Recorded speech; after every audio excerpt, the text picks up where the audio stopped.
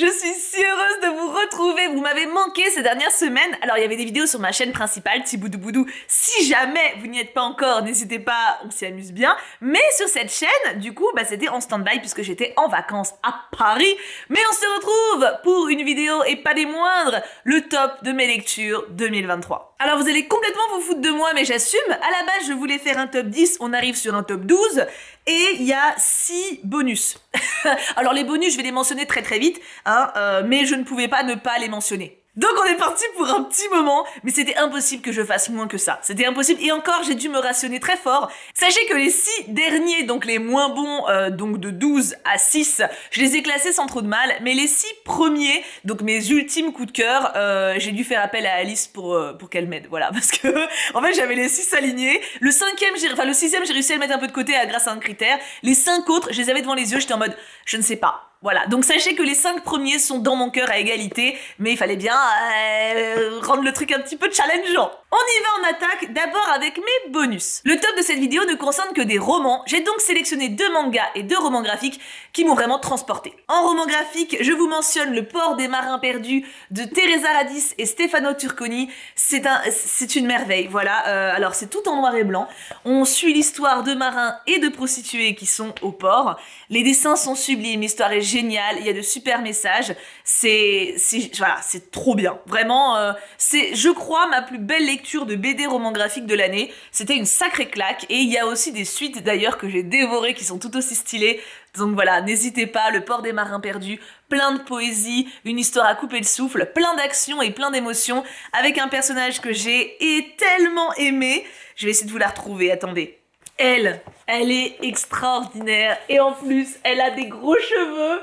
Je l'adore, voilà. Enfin, j'ai trop envie de le relire. Je pense que je me le relirai très rapidement d'ailleurs. C'était vraiment trop bien. Et en second, je mets Colossal. C'est une saga, pour le coup, il y a les 3 premiers qui sont sortis. On est sur une jeune fille de la bourgeoisie, haute aristocratie, on va dire, qui est passionnée de muscu, et elle est censée être dans les salons, bien présentée, se trouver un prétendant, mais ça la gonfle et elle adore plutôt pousser à la salle. C'est génial, c'est très drôle, mais aussi plein d'émotions. Il y a des têtes vraiment trop mignonnes, et j'adore les persos. C'est du génie, cette BD. C'est vraiment le dosage parfait, en fait, d'émotions, de rire, j'adore. Donc voilà, ça c'est les mentions spéciales roman graphique. En mention spéciale manga, j'ai mis Magus of the Library. J'ai lu les 3 premiers, si je dis pas de bêtises. C'est exceptionnel, cette saga. Alors c'est des très gros mangas, ils sont longs à lire en plus, vous en avez pour votre argent. Les dessins sont sublimes. Regardez juste celui-ci par exemple pour vous donner une idée. On est dans un monde où les livres ont une part très importante, et on suit un petit garçon qui rêve de devenir bibliothécaire. Bibliothécaire dans ce monde, ça a un rôle très important, ils vont sauvegarder les grimoires et les protéger parce qu'ils ont des pouvoirs magiques. Enfin voilà, c'est génial, il y a une vraie discussion de valeurs, de vrais messages par rapport à l'instruction, par rapport au social de manière générale, à la différence, à l'acceptation de la différence. C'est une pépite, c'est vraiment sublime. Et bien entendu, en deuxième manga, One Piece, que j'ai commencé en 2023. J'en suis au tome 17 et j'adore, c'est the big coup de cœur. C'était indispensable que je le mette. Et il y a une autre mention spéciale, alors je vais vous montrer 2 livres que j'ai trouvé très cool, mais c'est surtout pour le genre en fait que j'ai découvert un petit peu cette année. Vous savez, je pense maintenant que je ne suis pas une grande fan de thriller, tout ce qui est enquête de serial killer, quelqu'un qui a tué des dames et qu'il faut retrouver parce qu'il s'est enfui, enfin, tous ces trucs-là ça me tend, mais j'y arrive mieux dans un registre fictif, et je me suis rendu compte cette année qu'en fait j'aimais même beaucoup ça dans un registre fantastique. Fantastique, qu'est-ce que c'est? C'est qu'en gros, t'as des humains qui évoluent, et puis t'as de la magie dans cet univers-là.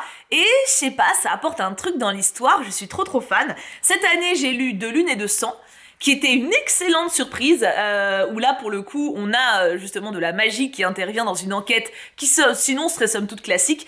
Et Forgery of Roses, dont je vous ai pas encore parlé dans mon update lecture, parce qu'il n'est pas encore sorti, il sortira... Enfin, je le tournerai pour dans 2 semaines. Je l'ai lu en décembre et ça a été une super surprise aussi, avec une jeune fille qui a le don de modifier les choses quand elle les peint. Et du coup, pareil, il y a un meurtre et il faut qu'elle retrouve l'assassin. C'était génial. Donc voilà, de mon côté, ça a été une découverte. Les thrillers fantastiques, c'est grave ma came.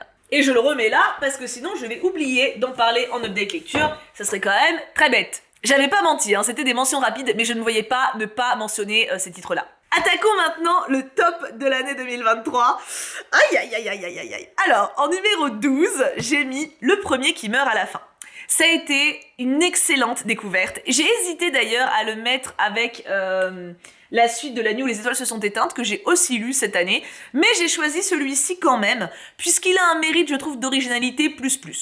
J'ai essayé de pas abuser en termes de livres rangés ici. En fait, le jour où le soleil ne s'est plus levé, donc le tome 2 de La nuit où les étoiles se sont éteintes, il est excellent, mais il reprend l'histoire du 1 d'un autre point de vue. Alors attention, ça n'empêche pas qu'il soit très bon et qu'il traite de thématiques différentes, mais disons que il y a un manque d'originalité. Là, pour celui-ci, on est donc sur le préquel de Et ils meurent tous les deux à la fin, que pour le coup, je n'ai pas trop aimé, enfin pas plus que ça. C'était une lecture sympa, mais sans plus. Celui-ci, je l'ai trouvé vraiment très bon.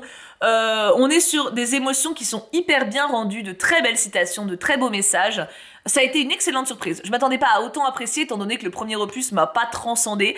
J'ai vraiment nettement préféré celui-ci, qui a beaucoup plus de force à mes yeux. Et il y a un suspense jusqu'à la fin, qu'il n'y avait pas dans le 1 non plus. Enfin voilà, j'ai beaucoup aimé. Alors en plus, je l'ai lu, je me rappelais plutôt du premier. Enfin, je me rappelais du premier, mais pas de tout, genre des prénoms, etc. Apparemment, il y a plein de rêves que j'ai loupés du coup, mais ça m'a pas empêché que j'adore. Par contre, il faut quand même avoir lu le premier pour comprendre, hein, sinon vous allez vraiment passer à côté de tout. Parce que là, tout n'est pas réexpliqué non plus sur le concept de savoir quand on meurt, donc lisez le premier qui n'est pas dingue, et après lisez cette petite pépite. En numéro 11, Le temps des sorcières. Cette énorme bricasse de Alix Harrow a été une excellente surprise. Et pareil, quand je l'ai attaqué, je m'attendais à quelque chose de sympathique, mais sans plus. En fait, on est sur un ouvrage très fort, très féministe, avec des héroïnes principales qui sont des sorcières, qui sont des sœurs sorcières, qui essaient de vivre sans, sans avoir d'ennui, sans être liées les unes aux autres aussi, parce qu'elles ont été pas mal traumatisées par leur enfance, donc elles sont éloignées, et en fait la vie va faire en sorte qu'elles se retrouvent, la vie va faire qu'elles se retrouvent, et j'ai adoré les messages de ce livre. Il y a une grande maturité à l'intérieur, beaucoup de sororité, beaucoup de réflexion également. Par exemple, et ça me rappelle une phrase que j'aimais beaucoup dans Les Frères Scott de mon côté, à quel moment doit-on s'interposer ? À quel moment doit-on intervenir ? À quel moment doit-on sortir de notre bulle de confort, si tant est qu'on ait du confort, pour prendre des risques et changer les choses ? Et c'est une vraie question que je me pose d'ailleurs souvent, parce que, bon là je digresse un peu, mais je me demande souvent qu'est-ce qui fait qu'il y a une révolution ? Qu'est-ce qui fait qu'à un moment les gens disent stop et interviennent quelque part ? Parce que souvent on a des manifestations plus ou moins violentes, etc. Mais quel est le déclic, tu vois ? Et j'ai souvent pensé qu'il fallait beaucoup de misère, parce que forcément quand t'es dans la misère et que tu meurs de faim, que tu vois tes enfants mourir, en soi t'as plus rien à perdre, tu vois, je veux dire, tu t'en fous qu'il y ait des mecs armés en face de toi, t'y vas, tu vois. Tant que t'as un peu de confort ou ta petite bulle à toi, c'est plus dur d'y renoncer. Donc dans ma tête je me disais, il faut être dans la misère pour oser, tu vois, pour oser risquer sa vie, ne rien avoir à perdre. Et en fait, pour avoir discuté, c'est un point qui m'intéresse vraiment, d'ailleurs si vous avez une opinion là-dessus, ce sera avec plaisir que je vous lirai en commentaire. Et en fait, il y a plein de révolutions qu'il y a eu, dont on parle moins que 1789, mais qui ont été... qui n'ont pas été menées par des gens qui étaient dans la misère, qui ont été menées par des étudiants, qui ont été menées par le peuple qui en avait ras-le-bol ou qui a senti qu'une limite était franchie, etc. Enfin bref, c'est pas le sujet. Mais du coup, ce livre-là, il traite de ça. Il traite de à quel moment on arrête de se faire marcher dessus, parce que là, en l'occurrence, les sorcières se font... vous connaissez la chasse aux sorcières, etc. Voilà, les sorcières sont en danger. Et à quel moment on arrive à... On essaie vraiment de se sortir de ça, tu vois, qu'est-ce qu'on peut faire ? Enfin, je sais pas, j'ai trouvé que c'était une réflexion hyper cool. Et en plus, voilà, avec des messages d'indépendance émotionnelle, d'indépendance même en termes de loi, enfin, c'était trop bien. Vraiment, une très très bonne lecture. Et non, parce que c'est mon top 12 de coups de cœur, hein, donc là c'est que des pépites. En numéro 10, Du thé pour les fantômes. C'est pas une lecture que je recommande à tout le monde parce qu'elle est très particulière. C'est assez déprimant, c'est assez dur à lire. On est sur un livre que j'ai pu lire que de 50 pages en 50 pages. Vous savez, il y a des livres par exemple, ça a été le cas pour Le premier qui meurt à la fin, où vraiment j'étais dedans, je l'ai dévoré, tu vois, genre les pages tournaient toutes seules, et ça se lit vraiment, je pouvais lire 3 heures d'affilée sans problème. Là, c'est pas que c'est dur à lire en termes de plumes, mais c'est que c'est dur à lire en termes d'intensité. Et puis même en termes de plumes, en vrai, c'est assez particulier. C'est un livre qui est très étrange, et en même temps qui du coup est très génial. Ça parle de plein d'émotions hyper intimes. Ça arrive à toucher au cœur de ce qu'est un personnage et de ce qu'est un être humain également, au fond de ses névroses. Pourquoi en tant qu'adulte, des fois, on développe certains traits de caractère, pourquoi on devient comme ci ou comme ça. à quel point le traumatisme de notre enfance peut nous conditionner dans l'adulte qu'on est. Alors, ça se vend pareil comme un ouvrage fantastique. Je vous dis juste le début du résumé. Agonie et sorcière, Félicité passeuse de fantômes. Le silence dure depuis 30 ans entre ces deux filles de berger, jusqu'au jour où la mort brutale de leur mère les réunit malgré elles. Pour recueillir ces derniers mots, elles doivent retrouver son spectre, retracer ensemble le passé de cette femme qui a aimé l'une et rejeté l'autre. Donc vous voyez, on sait déjà qu'il y a du fantastique, puisque il y a une sorcière, une chasseuse de fantômes, enfin une passeuse, pardon, c'est pas pareil.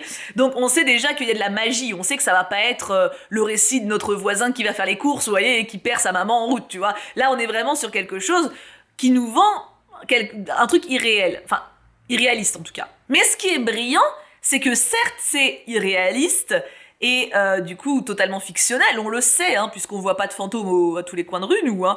Mais en même temps, c'est hyper vrai, de par ce qui est décrit en émotion. C'est un coup de génie, ce livre, je trouve. Mais il est particulier. Il peut pas plaire à tout le monde, clairement. Mais de mon côté, ça a été un coup de cœur. Après, je dois dire que j'aime en général quand c'est assez brut, ou en tout cas surprenant. J'ai toujours eu un faible pour le monstrueux ou la bizarrerie, monstrueux dans le sens étymologique du terme, genre différent de la norme, tu vois. Donc là, ce livre, à sa manière, il est monstrueux, et du coup, il est unique. On change totalement d'univers pour la place numéro 9. Mémoire de la forêt, tome 2. J'ai lu le tome 2 et 3 cette année, donc j'aurais pu mettre le 3, et en vrai, il est à côté psychologiquement, simplement je me suis dit que j'allais pas abuser en collant des livres encore plus dans ce top qui est déjà beaucoup trop long. Mémoire de la forêt, c'est une saga merveilleuse, c'est une saga jeunesse. Par contre, c'est une saga jeunesse qui aborde des thèmes difficiles, donc si jamais vous voulez l'offrir à un enfant jeune, genre 9-10 ans, n'hésitez pas à être à ses côtés pour pouvoir discuter des thématiques à l'intérieur. Le premier tome parle des personnes âgées qui perdent la mémoire et qui du coup n'arrivent pas à se rappeler de leur vie et qui sont à la recherche de leurs souvenirs. C'est très beau à lire, c'est magnifique, mais c'est très difficile aussi, mine de rien, ça éveille certaines émotions. Ce tome-ci, il parle du passé des personnes âgées, du passé qu'on ne connaît pas forcément et qu'on essaie parfois de démêler pour comprendre ce qui se passe, des secrets dans une famille aussi, de l'importance de dire les choses. C'est une très belle histoire. Et le tome 3, lui, il parle plutôt... Alors, le tome 3 est très enchanteur, hein, il fait vraiment monde de Noël. Le tome 3 est plutôt sur l'acceptation de la différence, l'acceptation du deuil également. Enfin, voilà, les 3 tomes sont magnifiques, mais ont des thématiques qui sont très adultes. Et c'est ça, enfin... Ce serait une erreur de penser que parce qu'un roman est jeunesse, il est facile à lire. Un roman peut être jeunesse et avoir des thématiques très denses et très lourdes, mais en même temps très belles, ça n'empêche pas. Pour moi, ces livres-là, c'est de l'amour, c'est un gros câlin, c'est une main sur l'épaule et un réconfort, c'est un chocolat chaud. Ça te prend pas pour un idiot.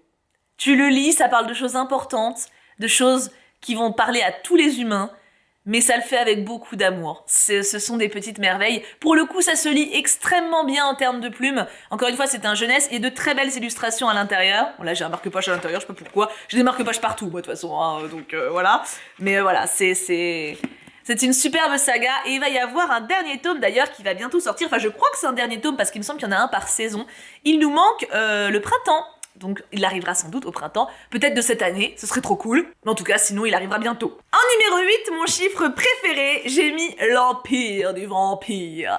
Il mériterait d'être tellement plus haut, mais il m'a pas touché en termes d'émotion, genre... Encore que j'ai failli pleurer. Mais je veux dire, il m'a pas apporté de petites briques. Je rappelle pour ceux qui ne connaissent pas mon système de petites briques, j'aime bien l'idée que parfois tu lis des livres ou tu vois des films ou tu joues à des jeux vidéo, enfin bref, tu découvres une œuvre culturelle et en fait ça t'apporte une petite brique mentale en mode des valeurs, des personnages qui t'ont tellement touché, tellement emporté, des réflexions que tu n'aurais pas eues sans ça ou des réflexions qu'au contraire ça a nourri ou tu vois voilà, des petites briques de personnalité, des petites briques intimes. Ce livre-là ne m'a pas apporté de petites briques. Je dirais que mon top 5 m'a apporté des petites briques. Sinon, c'est pas des petites briques. Donc voilà, il pouvait pas être plus haut à cause de ça. Mais il est excellent. Alors là, on est sur de la fantaisie adulte. Donc l'Empire du Vampire de Jay Christophe, c'est hyper bien écrit. C'est vraiment hyper bien écrit. Je trouve que c'est une très belle plume. Alors c'est dur à lire parce qu'il se passe plein de choses gore, il y a plein de morts. Alors après, c'est pas du... On n'est pas sur du trash, hein. Le but n'est pas d'écrire un truc où tu vomis en le lisant, où t'es en mode ah, non, c'est plus en mode merde, non, oh non, pas lui, oh, au secours, tu vois, t'es dans l'intensité, t'es dans le suspense du moment, et comme c'est de l'adulte et que bah y a des personnes qui meurent, tu sais pas qui tu risques de perdre, donc t'es en mode ah non, pas lui, pitié, et puis il meurt, et puis t'es en mode non, je voulais pas, enfin voilà, c'est trop bien, c'est vraiment une lecture haletante, très bien écrit avec une plume vraiment magnifique, superbe ouvrage de fantasy, il mérite sa place dans mon petit top. Enfin, petit. Ah, lui, j'ai hésité.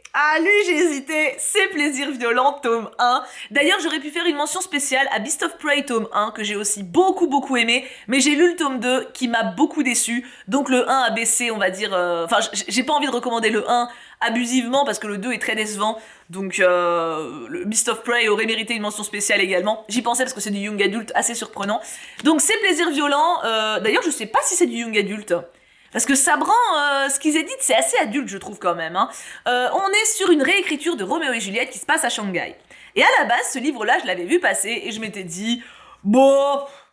Oh, encore une réécriture d'un truc qui existe déjà, est-ce que ça va pas être original, je vais me faire chier, à quoi ça sert d'avoir les mêmes personnages qui font la même chose. J'étais un peu intriguée, mais pas au point de l'acheter, tu vois, j'étais en mode, bon, si un jour je tombe dessus en médiathèque, why not, faudrait déjà que je retourne en médiathèque, mais bon. Et là, je le reçois en cadeau de la part de Eden. Et Eden qui me dit dans son petit mot, écoute, moi je l'ai adoré, ça vaut la peine que t'essayes. J'avoue, je l'avoue en toute humilité, je l'ai commencé, j'étais en mode... Enfin, avant de le commencer, j'étais en mode, vas-y, je vais le mettre ce mois-ci dans ma palle, ça va être une lecture nulle, ça va me faire rire, tu vois. J'ai adoré. J'ai adoré. Vraiment. C'était génial. Et en fait, le truc, c'est que, effectivement, c'est une réécriture de Roméo et Juliette. Mais contrairement à ce que je pensais, on n'est pas sur du mimétique. Parce que pour moi, réécriture, bah tiens, je me suis lu il y a pas longtemps un truc sur la liseuse, là... Rose éternelle, une réécriture de La Belle et la Bête, où là t'as vraiment tous les persos qui sont replacés et il se passe exactement la même chose avec un contexte un peu différent, mais quand même, tu sais comment ça va finir, tu sais comment ça se dessine, t'as tous les traits dessinés à l'avance et ça peut être distrayant, je dis pas, mais j'avais la flemme de lire ça pour Roméo et Juliette, tu vois. C'est pas du tout la même chose que dans le roman, mais rien à voir, enfin la pièce de théâtre. En fait, le roman est ponctué de clins d'œil à l'œuvre de Roméo et Juliette, mais on n'est pas du tout sur un copier-coller. En fait, l'histoire, à la base, c'est même plutôt un thriller. Bah tiens, ça rejoint un peu ma team thriller fantastique. On a Juliette, qui est donc une héritière hyper badass, trashou, etc., et Roma, qui est l'héritier d'une autre famille. Donc ça garde la même structure, hein. Sauf qu'en fait, bon, ils sont dans des magouilles de business, trucs au black, des mafieux, enfin voilà, c'est des mafieux qui gèrent Shanghai, en gros, hein. Et d'un coup, il y a des meurtres à Shanghai. D'un coup, t'as une... Ils comprennent pas pourquoi, mais t'as des mecs qui s'auto-tuent. J'aime bien dire s'auto-tuent. En fait, mais genre, j'adore la visualisation du truc. En fait, ils se grattent la gorge eux-mêmes jusqu'à ce qu'ils s'ouvrent et qu'ils meurent. Et déjà, la description des morts, de comment ça se passe, etc., est hyper intense. Dès qu'il commence à y en avoir, dès que ça commence à... Parce qu'au début, t'as toute la présentation. Le début était un peu longuet, tu vois. J'étais en mode, ok, c'est intéressant, mais je vois pas où ça va aller. Et en fait, très vite, t'as cette ambiance qui se met en place. Et à partir du moment où cette ambiance se met en place, de meurtre, de on sait pas qui va crever, de on sait pas qui est responsable de ça, qu'est-ce que c'est, comment ça se fait que des gens d'un coup deviennent fous et se font ça. En fait, c'est hyper visuel et c'était génial. Et on est vraiment du coup sur un thriller fantastique, en fait, encore une fois, avec des persos qui sont hyper bons. Vraiment. Donc on a plein de clins d'œil à l'œuvre de Shakespeare. Donc par exemple on a une scène de bal où Roméo et Juliette dansent ensemble. Mais c'est le seul point commun. Il se passe plein de trucs pendant cette scène de bal qui n'ont rien à voir avec l'œuvre de base. Et c'est là d'ailleurs à partir de cette scène où je me suis dit ok, je lis un truc vraiment génial. C'est une super œuvre. Vraiment, c'était très bien. Attendez, si vous le commencez, allez jusqu'à la scène de bal. Et après, c'est l'autoroute du kiff. Croyez-moi, faites-moi confiance. C'est très bien écrit aussi. Assez surprenant, alors au début j'étais un peu en mode ouais bon l'auteur s'auto-paluche un petit peu, t'as des mots un petit peu riches qui apportent pas grand chose, et en fait t'y prends goût, c'est vraiment bien écrit, bien traduit, ça fait du bien et c'était un vrai kiff. J'ai le tome 2 qui m'attend, j'espère vraiment ne pas être déçu que ça me fasse pas une Beast of Prey. Parce que Beast of Prey, je le mentionne quand même rapidement même si je vous le montre pas, on est sur un récit young adulte qui pour le coup... Alors, en termes d'univers, c'était enfin, c'était pas original de ouf, mais les personnages, je les trouvais vraiment top, et dans le 2, ils ont été full gâchés. Mais bref, passons maintenant à mon top 6. Donc là, on arrive vraiment à la crème de la crème de la crème de mes coups de cœur 2023. Allons-y. En numéro 6, j'ai mis la biographie de Catherine d'Aragon à égalité avec la biographie d'Anne Boleyn, c'est la même autrice, Alison Ware, mais simplement, encore une fois, je voulais pas surcharger mon top, hein, voilà, mais les deux sont géniaux. On est sur la biographie, alors, on dirait plutôt un roman biographique parce qu'il y a toute une partie inventée, parce qu'il y a plein de choses qu'on ne sait pas sur la vie des femmes quand on n'est pas... Genre on sait où elles étaient, avec qui, certaines paroles publiques, mais dans l'intime on les a pas, donc il y a une partie brodée.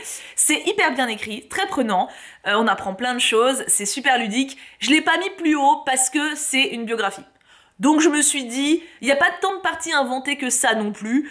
Je me suis dit, c'est génial, mais par rapport à d'autres récits originaux, il mérite, il faut que je le classe, je vais le mettre en dessous, mais c'est vraiment trop bien. Et Alison Ware a sorti d'ailleurs en anglais un livre sur chacune des femmes d'Henri VIII, parce qu'il en a eu 6, hein, le petit coco. Donc ils sont en train d'être traduits petit à petit. Le tome 1 et 2 sont sortis, le tome 3 sur Jane Seymour sort en juin prochain. Je vais me jeter dessus. En numéro 5...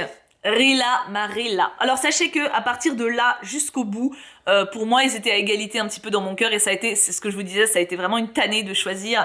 C'est le tome le plus adulte et le plus touchant et le plus surprenant de la saga de Anne. Je peux comprendre aussi que ce soit celui qui plaise le moins parce qu'on n'a plus cette dimension enfantine, feel good, toute douce. On l'a quand même, mais on a aussi la réalité de la guerre qui s'impose dessus. Moi ça m'a beaucoup touchée. Je l'ai pas mis plus haut parce qu'il y a certaines longueurs à des moments quand même, mais c'est ça aussi qui fait la beauté de l'ouvrage, c'est-à-dire qu'on est vraiment dans le quotidien d'une famille, donc il y a plein de scènes qui servent à rien, de blabla, de commérage, etc. Mais c'est aussi une des raisons pour lesquelles ce livre est aussi bon. Donc voilà, excellente découverte, je m'attendais pas à autant aimer, c'était très fort. Et encore une fois, ça me permet de vous faire une recommandation à côté, parce que là on est sur un ouvrage, un roman historique, vraiment, hein, on a vraiment un témoignage de Première Guerre mondiale. Je vous encourage à lire également La Courée de Marie-Paul Armand, qui est une trilogie que j'ai lue quand j'étais toute jeune, et il m'a beaucoup marqué, et on est sur un témoignage, un récit du coup qui retrace la généalogie de 3 femmes, donc la grand-mère, la mère et la fille, il me semble que c'est ça, et on commence avec la première, donc la grand-mère quand elle est toute ado, et on voit en fait l'évolution de sa vie à travers, et avec en parallèle l'évolution de l'histoire, donc qui est au gouvernement, comment vivent les gens, comment ils se séduisent. Alors c'est des récits qui sont durs parce que tu as une vie entière, donc t'as des décès, t'as des pertes, t'as des déceptions, mais t'as aussi beaucoup d'amour, t'as des rencontres, enfin voilà, c'est des récits de vie qui moi m'ont beaucoup plu. Alors pour La Courée de Marie-Paul Armand, c'est fictif, même si c'est des romans historiques parce que le contexte est réel, et pour Rila, c'est un peu la même lignée, hein, mais dans un contexte de guerre mondiale. D'ailleurs, dans La Courée, je crois que c'est dans le tome 2 qui a la Première Guerre mondiale, et dans le tome 3 qu'on traite la seconde. Si je dis pas de bêtises, je me trompe peut-être, mais il me semble que c'est ça. On apprend plein de choses en lisant ce genre d'ouvrage, et je trouve ça vraiment parlant. Rila, tu mérites ta place, ma fille. En numéro 4, c'était dur, Un bûcher sous la neige de Suzanne Fletcher, quel ouvrage. Je trouve que, pour ceux qui ont lu Anne, je trouve que Corag aurait pu être une âme sœur de Anne. On suit une jeune fille qui est la fille d'une sorcière et qui doit se barrer de chez elle parce que sa mère se fait arrêter. Et elle se retrouve à errer dans les campagnes, à essayer de survivre. C'est un roman qui est magnifique. Alors, le titre fait très hiver, mais en fait, ça peut se lire toute l'année parce qu'on suit Corag à travers toutes les saisons, dans plein d'endroits différents. Il y a plein de paysages magnifiques, t'es vraiment dans la nature avec elle. C'est prenant, Corag est extraordinaire, c'est une jeune fille pleinement vivante, qui savoure la vie, qui aime la nature, qui aime les humains. C'est beau, c'est grand, c'est sublime. Vraiment, c'est une de mes plus belles découvertes de l'année. Je l'ai dévoré. C'est une bulle, ce livre. C'est une bulle qui donne envie de vivre et d'aimer à 500%. Et Corag fait partie de mes âmes sœurs aussi maintenant. En numéro 3, et ça va peut-être vous surprendre, j'ai mis Le Chant du Loup, le clan Bennett, tome 1. Alors, j'ai carrément fait une vidéo déjà sur ce livre. C'est un livre qui m'a apporté, pour le coup, une énorme brique, qui m'a carrément apporté un mur en termes de construction. Je l'ai pas mis plus haut parce que je trouve que les deux du dessus ont quelque chose de plus. Mais j'y reviendrai. Le clan Bennett. Alors, T.J. Klune, c'est un auteur que j'aime et respecte énormément pour les valeurs qu'il met dans ses livres. Le clan Bennett, pour moi, c'est une des plus grosses réussites que j'ai pu lire. C'est un livre qui prend aux tripes, c'est un livre qui parle. C'est un livre... Vous voyez, tout à l'heure, je vous ai parlé de main sur l'épaule et de pression en mode « je suis là, t'es pas tout seul ». Ce livre, c'est ça. Ce livre, c'est un énorme câlin. Ce livre, c'est un rappel de... On a tous une place, on a tous droit d'être aimés, d'aimer. On a tous notre propre meute et on peut tous vivre en harmonie les uns avec les autres. C'est un livre de famille, et pas que de famille de sang, de famille de cœur. C'est un livre qui est extraordinaire. Il est extraordinaire. Il mériterait d'être en top 1, vraiment, hein, mais vous comprendrez après pourquoi je l'ai pas mis. Mais il est extraordinaire. Tous les humains devraient lire Le Clan Bennett. Vraiment, tous les humains. Le monde serait meilleur. Lisez Teddy Clown. Je vous conseille d'ailleurs, si vous n'avez pas encore lu de Teddy Clown, de commencer par La maison au milieu de la mer céruléenne ou Sous la porte qui chuchote, qui sont, je trouve, des premiers pas dans son univers qui sont très cool. Le Clan Bennett, c'est un peu le level d'intensité au-dessus, vous voyez.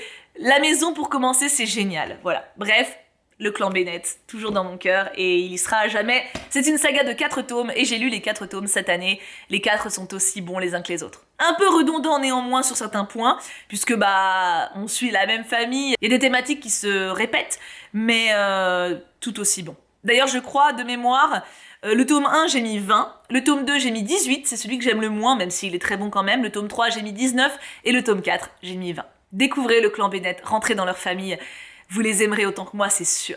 En numéro 2, j'ai mis Martin Eden de Jack London. J'ai aussi fait une vidéo consacrée à ce livre, donc à la limite ça sert à rien d'épiloguer trop dessus. J'ai envie de lire des livres comme ça. C'est un livre, il fait réfléchir de fou. Alors c'est pas un livre où tu es passif devant, hein. T'as plein de réflexions dedans, t'as plein de pensées, t'as plein de valeurs à l'intérieur. C'est un livre qui te chamboule, c'est un livre qui t'emporte. C'est un livre où t'es en mode « Waouh, mais attends, mais du coup, qui a raison? Est-ce que c'est comme ça qu'il faut penser les choses? Est-ce que c'est comme ça qu'il faut les vivre ?» C'est de la philosophie en même temps qu'un roman, je trouve, en fait, tu vois. Ouais, il est incroyable. C'est vraiment un ouvrage qui te fait réfléchir, qui te remue, qui fait bouger les codes un petit peu, qui te fait te poser des questions sur qui tu es, sur la société dans laquelle on vit, sur le partage des classes, le partage de l'argent, sur qu'est-ce qui est important dans la vie.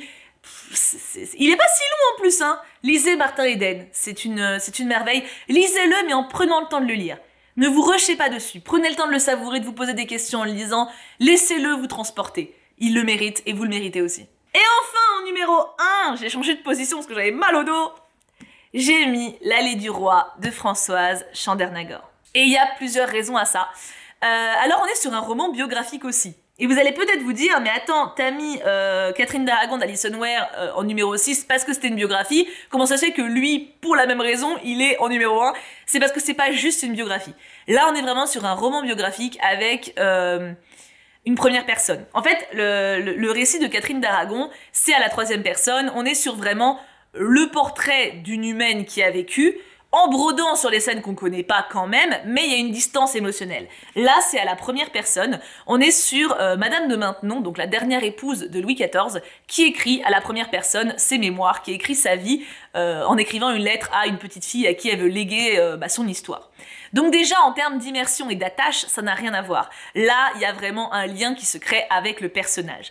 En termes d'instruction, on apprend plein de trucs historiques à travers ce roman, donc il y a quand même ce côté biographique, apprentissage, découverte, mais il y a ce côté affect qui est là en plus et qui est très fort. Parce que Madame de Maintenon, plutôt Françoise d'Aubigné, est très touchante, très attachante. Et il lui arrive plein de choses, parce qu'on part quand même d'une femme qui de base est née sur la paillasse d'une prison, et se retrouve femme du roi de France. C'est quand même pas rien.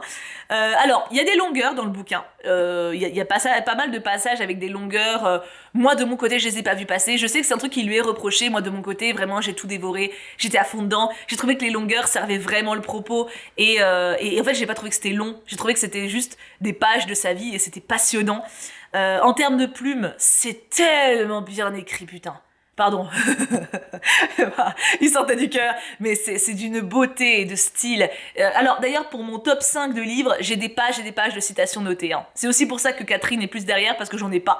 Le top 5, il y a des pages et des pages de notés de ma part, parce que le style est excellent. Et en petit truc supplémentaire, de mon côté, je connais le film de L'Allée du Roi, parce que le roman a été adapté en film. Et le film, je le connais depuis que je suis enfant. C'est un film qui a bercé mon enfance avec ma maman, et donc il y a une valeur sentimentale supplémentaire. Et quand j'ai lu le roman, il y a plein de passages, du coup, en fait, le film a une voix off, et la voix off est tirée de passages du film. Du roman, pardon, je me perds. Et en fait, du coup, en le lisant, j'ai retrouvé la voix off à plein de moments, et ça m'a beaucoup touchée. Et en plus, j'ai lu ce livre pendant mes vacances d'été. Et en fait, je l'ai lu quand il fallait. Il m'a apporté... Parce que du coup, je vais dire Françoise d'Orléac, n'importe quoi, Françoise d'Aubigné est très douce, très résignée. Elle apprend à se taire, elle apprend comment dire, à supporter les choses difficiles qui lui arrivent, etc. Elle a beaucoup de foi, elle croit en Dieu, ça lui apporte beaucoup de résignation, de douceur. Et vraiment, le moment où je l'ai lu, ça m'a nourri. J'avais besoin de ça. J'avais besoin de calme, j'avais besoin de sérénité, de résilience un petit peu. Et ça m'a vraiment fait du bien. C'est vraiment un livre que j'ai lu quand il fallait que je le lise, en fait. Et alors, c'est pas du tout un livre... qui fait du prosélytisme, hein, c'est que le personnage était religieux, forcément, à l'époque tout le monde croyait en Dieu, hein, donc voilà, c'est pas d'une manière ou d'une autre, quoi. Mais du coup voilà, c'est pour ça qu'il est en top 1, parce que tout simplement pour moi il est parfait, y a rien à redire. Y a rien à redire, et que ce soit en termes d'affect, ou en termes de style, ou en termes de plume, tout est bon, voilà. C'est une merveille. Et j'ai fini mon top 12. J'espère vraiment que je vous ai donné envie de découvrir certains de ces titres. Ça me ferait très très plaisir. N'hésitez pas à me dire en commentaire d'ailleurs lesquels vous tentent et lesquels vous avez lus si jamais vous en avez lu certains. Vous pouvez bien entendu me dire que vous ne les avez pas aimés. Je survivrai. Ça me brisera le cœur, mais je survivrai. Et je me suis rendu compte en faisant mon top que les 6 premiers traite quand même majoritairement d'histoire. La seule exception, c'est le clan Bennett, qui est on est pour le coup sur un récit loup-garou, etc. Donc on est plus dans un univers fantastique. Mais par contre, Catherine d'Aragon, Rila, Martin Eden, Un bûcher sous la neige et L'allée du roi, c'est tous des romans avec une trame historique à l'intérieur. En tout cas, quelque chose de réaliste. Et ça me donne, alors je crois que je l'avais déjà dit l'année dernière, mais ça me conforte dans l'idée que c'est vers ça que j'ai besoin de tendre maintenant. Alors, j'aime toujours le young adulte. Et d'ailleurs, heureusement, parce que vu la pile que j'ai à lire, c'est pas plus mal. Mais les romans historiques, j'en ai besoin. Alors, je pense que je lirais que ça me saoulerait. Parce que c'est dense comme lecture en général, donc j'ai besoin d'alterner. Mais, force est de constater que c'est ça qui m'apporte mes plus grosses pierres. Et attention, quand je dis roman historique, c'est pas forcément biographique, hein. La preuve vu mon top. Mais ouais, j'ai un peu soif de lecture plus intense. Donc je vais essayer d'en mettre davantage dans mes lectures de 2024. En tout cas, j'ai trop hâte de vous lire. N'hésitez pas à me dire, bien entendu, votre top à vous de lecture 2023. Faites-moi rêver, faites-moi grandir ma wishlist. Et on se retrouve très très vite pour de nouvelles aventures. Mouah, bisous à tous, je vous aime très fort. Et bonne lecture à tous pour 2024.